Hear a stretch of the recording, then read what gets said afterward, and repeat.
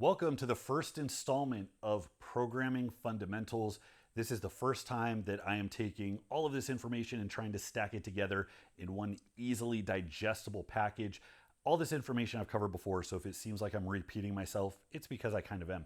But it's all scattered. A lot of this is discussed in my book, Base Strength, so if you've read that, it might seem somewhat familiar. And a lot of it is covered in random installments over the last 500 videos that I've put out. So instead of expecting people to watch all of them and then be able to tie all those dots together, instead I'm trying to create a fully comprehensive course. So if you're watching this today when it's live, hit the notification bell, make sure that you're staying tuned because every few days we're going to be doing one of these. I have a full rubric printed out already.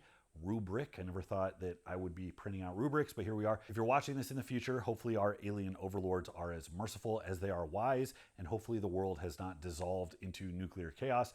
But if the internet is still a thing, there should be a playlist with a bunch of these bad boys stacked together, so check those out because this, I promise you, is going to be the most comprehensive deep dive into programming that exists on the internet. I am making that bold claim right now. So getting into it, we are today going to start with SRN. This is a conceptual idea. So the reason I'm starting with this as opposed to dry periodization definitions or discussions about what exercises or splits are optimal is because I don't focus on optimization. I think it's silly. I think that's letting perfect be the enemy of good because perfect doesn't exist. All we have is good. So if you can find a good program that does what it's supposed to and you learn how to navigate it and you can make reliable decisions every time you run into a problem, that is ultimately going to be the best thing you could do because that's going to stand apart from what everybody else does. Everybody else just goes in, works hard, does something, jumps around to a bunch of different stuff, doesn't really get a handle on how any of it works, doesn't really have any predictive ability over how they're going to respond to it.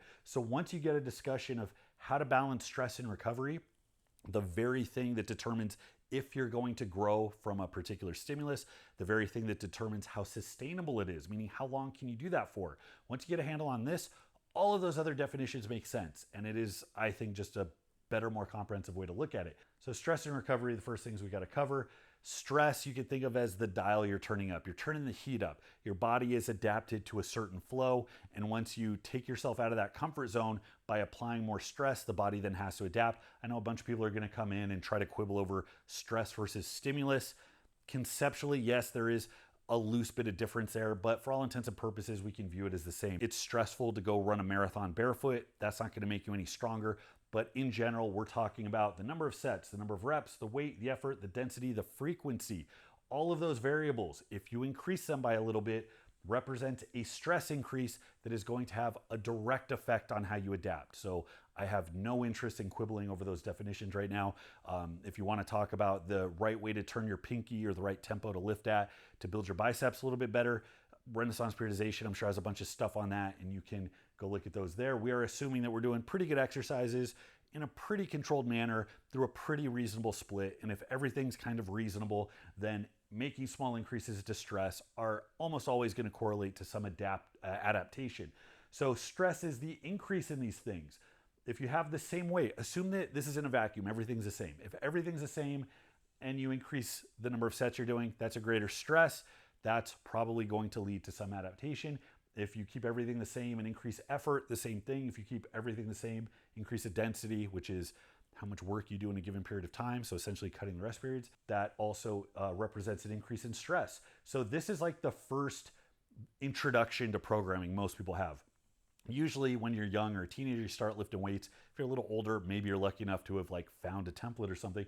But usually we go to the gym, we dick around, we're just getting a feel for it. Eventually we realize that there's something more than just dicking around we can do. Some people will apply a bunch of effort, but they won't have any structure. And it's not until they realize they can commit to doing something and then make little weight increases over time and see their numbers go up predictably. It's like, oh, holy shit, planning and structure, delayed gratification, this all has a place.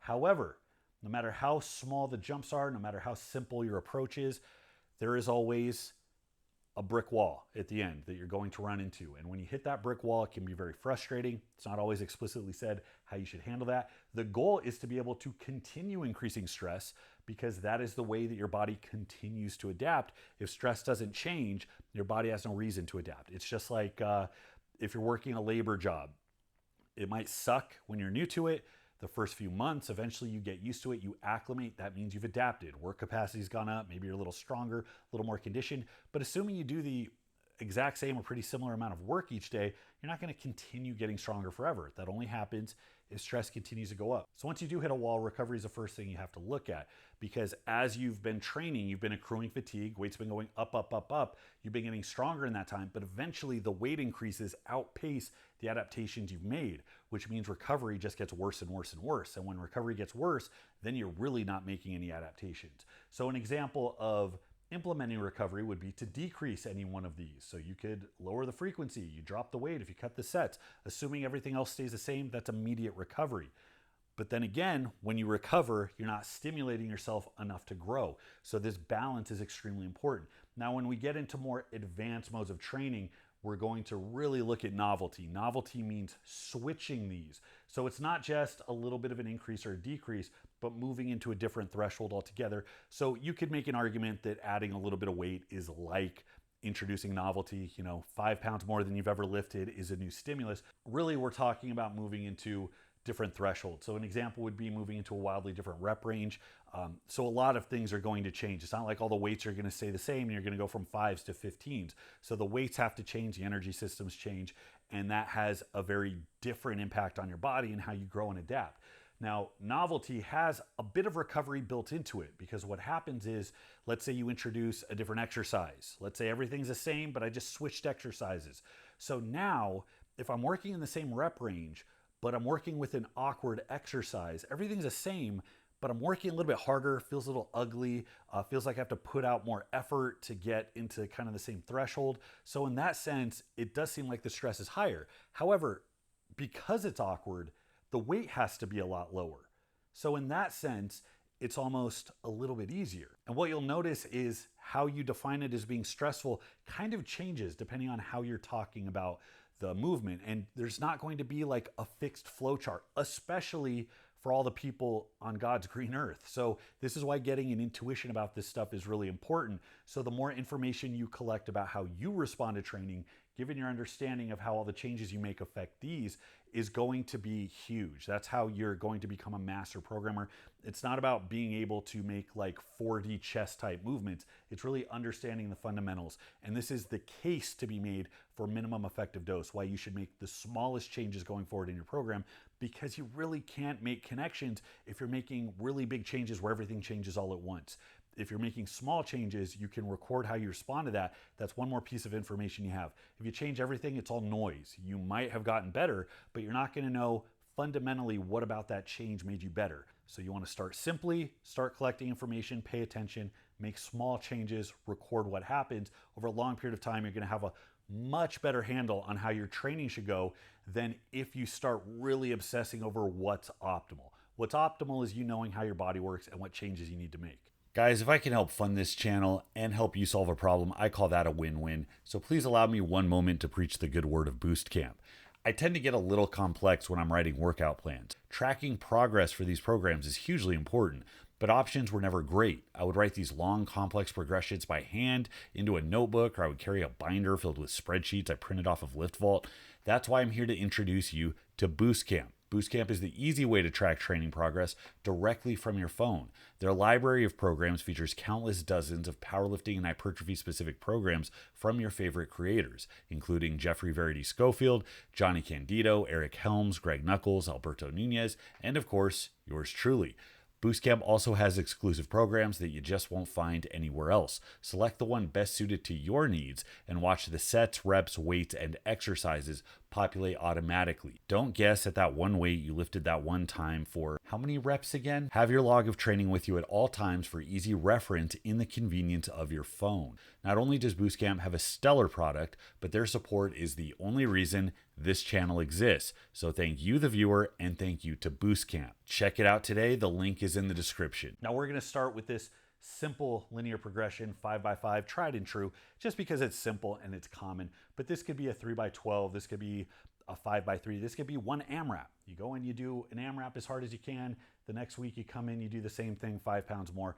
It doesn't matter. This is just kind of a placeholder for whatever type of program you could possibly be running. So A linear progression is keeping the sets and reps the same, and you're just increasing the stress. So assuming you're coming off the couch or a layoff, stress is gonna be a little high right now. It's easy peasy, so it's not that high, but it's higher than what you've been doing before.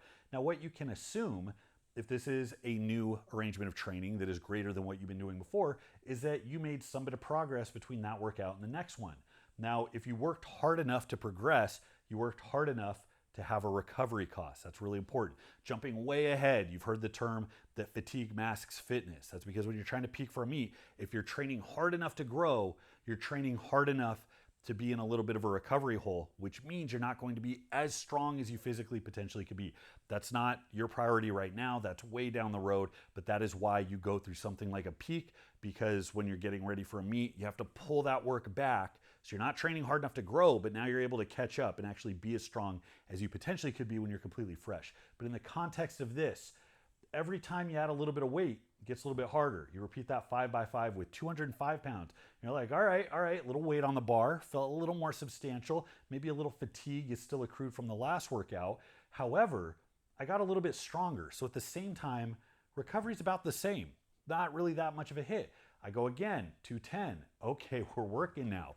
Got a little sticky that last set, and I'm a little more fatigued, took a little bit more rest to catch up. So that's a big increase in stress. Again, I got a little bit stronger from last time, but recovery is about the same. I'm working, I'm getting those good money reps in that are causing the growth, but recovery hasn't changed that much. So now let's say I felt so good that I'm like, you know what? I'm gonna make a big jump to 220. Now, you're not always going to see the same bit of strength increase workout to workout. Diminished returns do set in. Eventually things level out, and you have to be aware of when that's happening, because that's one of the things that allows you to recover. So if you're making strength increases, you're going to be able to recover a little bit better from heavier weights. But if you stop making adaptations, every bit of stress increase represents a bigger hit to your recovery. So let's say that big jump, I got a little cocky, didn't really get stronger from last time, but I'm still a little bit fatigued from last time. So I come in, I do 4 sets of 5, and then boom, I fail on my 5th one. I only got 1 set of 4 on that last one, and that's a level of effort that I haven't put in this whole run, and the weight was heavier, and I'm a little more fatigued from this run of workouts. Ouch, that guy hurt. So what does that mean? That means I'm in a big recovery hole. So instead of saying, okay, all of these things are starting to build up, they're starting to catch up with me, maybe I should pivot, maybe I should evaluate my training. I have to make sure that I can make this sustainable because I want to be able to see these gains long term. Instead, I say, screw that, I'm going to stay at 220 and I'm just going to try it again. I'm going to be stubborn. I'm going to put my head, hey, you know what? I didn't add weight. I got to get some credit for that.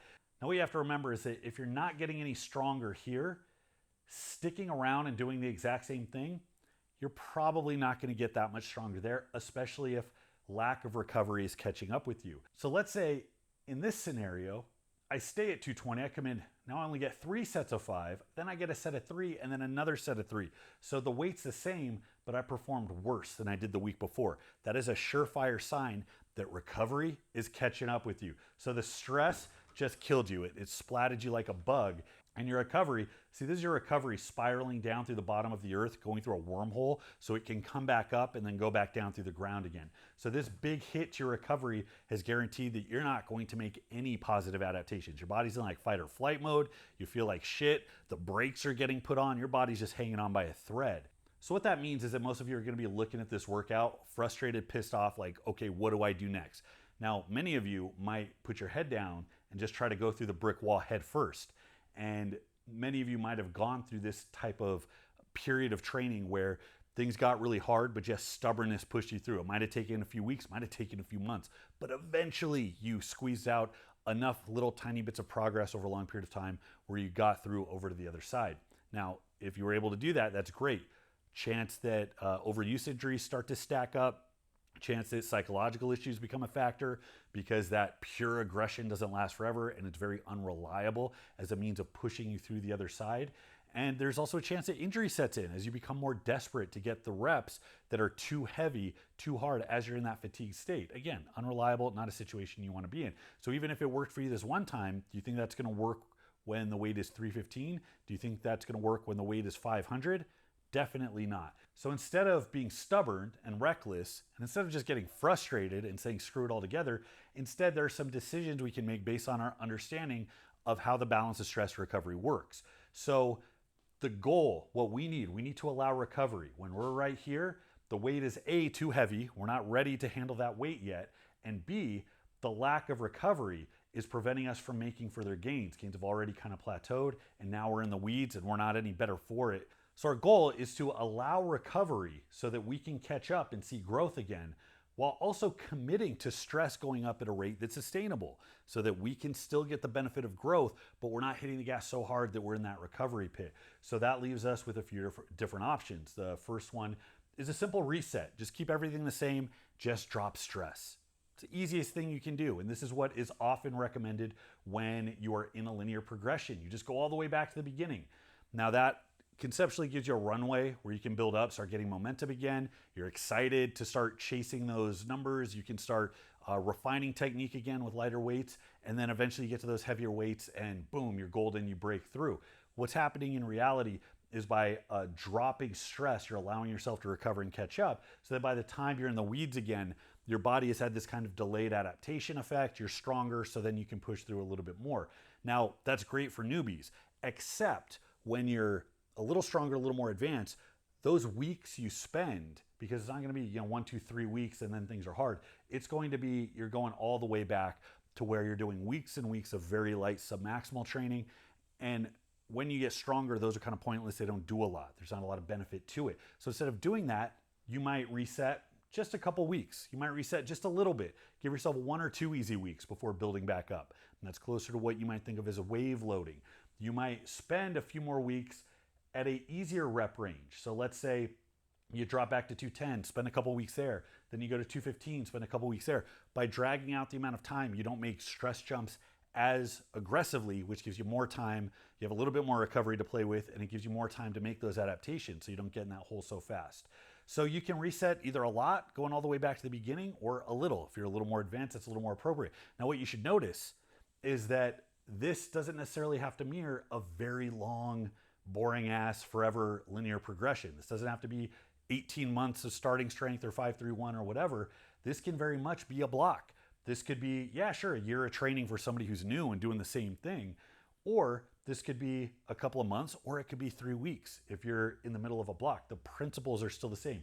Increasing stress, and then once things hit a crescendo, you have something in your back pocket, you know what to do. So the other thing you can do is drop the sets and reps and keep going. So in that instance, instead of going all the way to the back and trying to build back up and break through, instead, when you get here, you're like, okay, 5s with that weight, way too much. What if I go down to triples?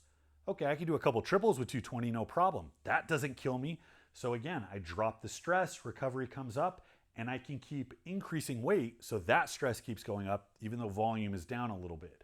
And then C is to change. This is novelty that we talked about, moving into a different exercise, different rep range. So that's where you get into more advanced iterations of training where you did, let's say, 6 weeks of a specific spread of exercise. Let's say I only did paused work. Well, at the end of those 6 weeks, maybe I switched to touch and go work. Maybe I switched to tempo work or partial work. There's a lot of options you have. Now for newer lifters, people that haven't been training under the eye of a really established coach, people that aren't very advanced or as confident with training, I recommend keeping the novelty to a minimum and keeping it secondary. But it's important to know now that when you do hit this crescendo, if you completely change your exercise, your rep ranges, if you change to a different threshold, it's going to be what I talked about, where there's an element of recovery to that. So you can keep effort very high.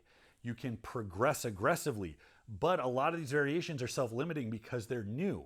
Even the rep range, keep the exercise the same, stay with squats, but if you've been doing 5s, if you move to 10s, it's going to be extraordinarily hard, but also not quite as overbearingly stressful because the weight has to be lighter. It's just a different calculation of stress and recovery, but that often gives you a lot more wiggle room to move around with. And in most training, you're going to do some element of all of those. The most common thing you see is a block of training. Assume these are like 4 or 5 week blocks where you would do a lot of volume, higher reps, maybe harder, more disadvantaged movements. So think of like a high bar pause squat. Think of like maybe not a guillotine bench, but maybe like a long pause, close grip bench press. More developmental movements that are a little bit harder. The load is self-limited because it's more awkward, and you're doing a lot more total work. And then once you hit that crescendo, there might be something like a deload. So it's interrupting this balance of stress and recovery. And as you recover, you go into something that's a little bit more challenging, a little more load specific. So maybe now you're using heavier movements, still full range, but maybe it's touch and go. You can load up. Maybe now you're also moving. So the novelty is different exercise, but you're also in 5s instead of 10s. And you do that. And then again, you hit this crescendo, you deload. Once you get here where you're just vibrating with your body just trying to keep the house in order while you're just fucking everything up with these really, really aggressive moves. Once you get right to that peak, boom, you deload. Let yourself clear out for a week, come back. Novelty, again, allowing more recovery, doing something a little bit different, but it all comes to the head of a spear. That's going to come later when we talk about periodization. But again, conceptually, whether you're in a linear progression, you're going to run forever, whether you're doing 5-3-1, whether you're doing some hyper-specific powerlifting periodization, or whether you're a bodybuilder, just doing like a double progression, and you just want to know how to keep the gains coming. This is ultimately going to be the thing that allows you to keep going. So learning how to hit that ebb and flow back and forth, hitting the brakes, letting yourself catch up, letting yourself build some groundwork again, then building up speed, then boom, getting out into the weeds, and then backing up, pulling forward, backing up, pulling forward. That is essentially the entirety of programming. It's just a matter of how aggressively are you doing it? How many bells and whistles are you adding on? What is the ultimate goal? Are you having to work towards a particular peak where you have to lift on a platform? Or are you just trying to set yourself up for the next big phase of training where you add a bunch of size and strength? There's a lot of different approaches you can take. In that way, there's not a lot of wrong answers. So as long as phase to phase, block to block, week to week, you're keeping this in mind, you're going to have a hard time going wrong. So I know this was a lot, seemed like a simple concept, but this has a lot of implications. So any questions you have, let me know in the comment section. Better yet, take it to Patreon. That is where I upload my training. That's where I answer questions one-on-one. Easiest way to get in contact with me. You can message me there or leave a comment on the thread there that I engage with every week. So stay tuned until next time, guys, where we're going to take this conceptual model and apply it to actual progressions. We're going to go down the list of progressions from simple to more complex, and hopefully that'll give you some real meat that you can sink your teeth into for how you can make decisions in your training and how you can move things forward over time to keep those gains coming. Thanks again, guys. Until next time, this is Bromley. I'll see you.